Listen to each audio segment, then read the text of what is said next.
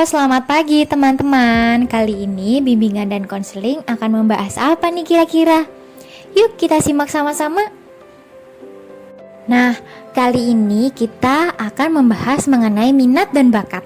Yang pertama mengenai pengertiannya, kedua jenisnya, tiga faktor yang mempengaruhi, dan yang keempat manfaatnya.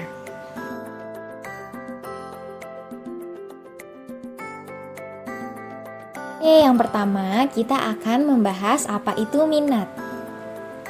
Jadi minat bukan bawaan dari lahir ya, tapi sesuatu yang bisa dipelajari.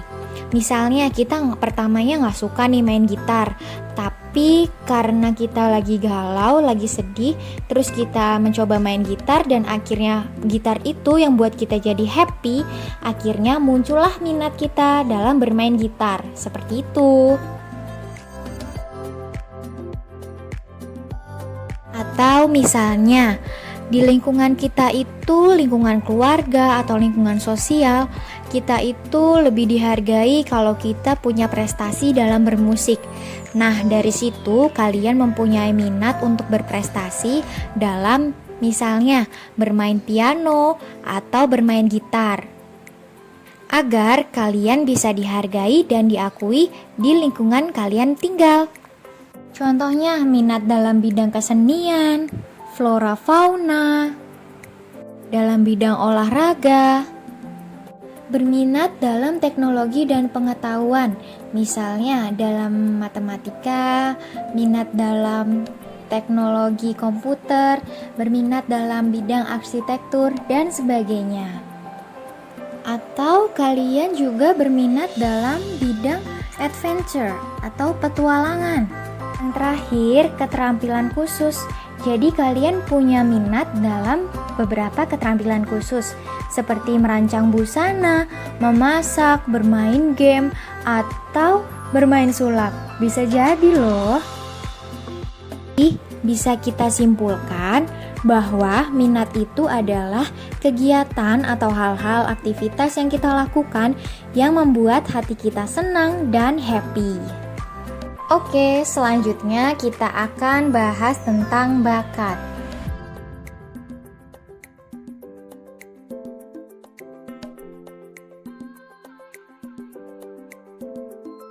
Jadi, bakat khusus itu misalnya, kalau kamu itu memang dari lahir jago banget nih nari dalam bidang kesenian.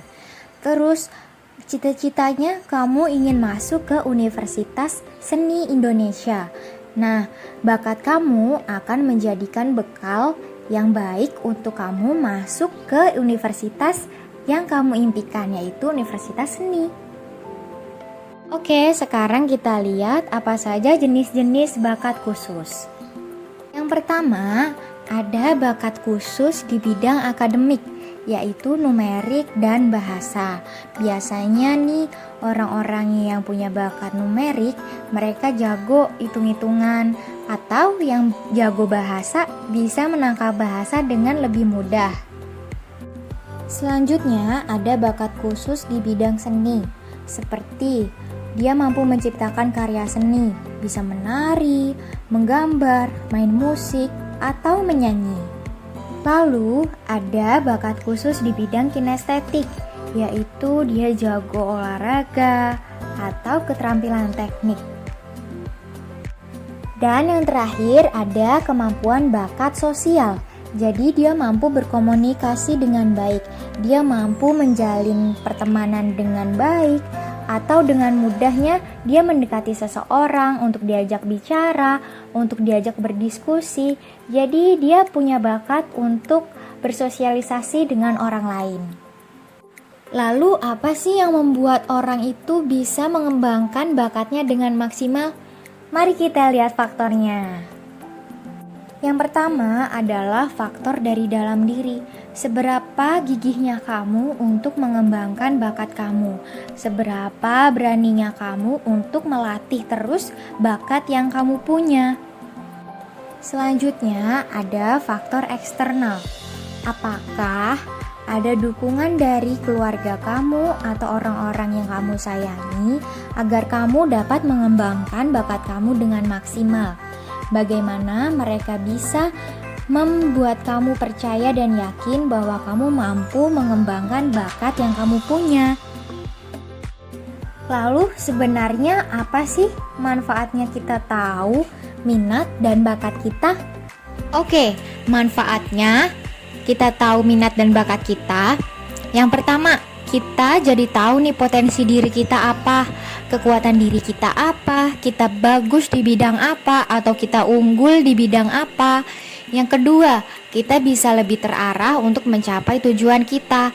Jadi kita lebih fokus dengan bakat yang kita punya, dengan minat yang kita punya, kita latih terus dan akhirnya kita bisa mencapai tujuan kita menjadi lebih mudah. Terus yang ketiga, bisa merencanakan masa depan. Jadi sudah tidak bingung lagi nih kita sebenarnya kuat di bidang apa ya? Sebenarnya aku bisa di bidang apa ya? Nah, ketika kita tahu minat dan bakat kita, akan lebih mudah untuk merencanakan masa depan. Oke, gimana penjelasan dari Ibu? Apakah bisa membuat kalian lebih mengerti apa itu minat bakat? Atau justru malah sekarang kalian bingung nih, aku punya minat dan bakat apa? Tidak apa-apa, terus gali dan cari minat dan bakat kalian.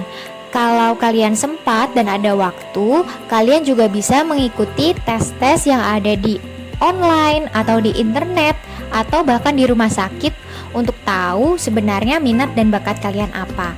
Sekian dari Ibu, terima kasih. See you next time.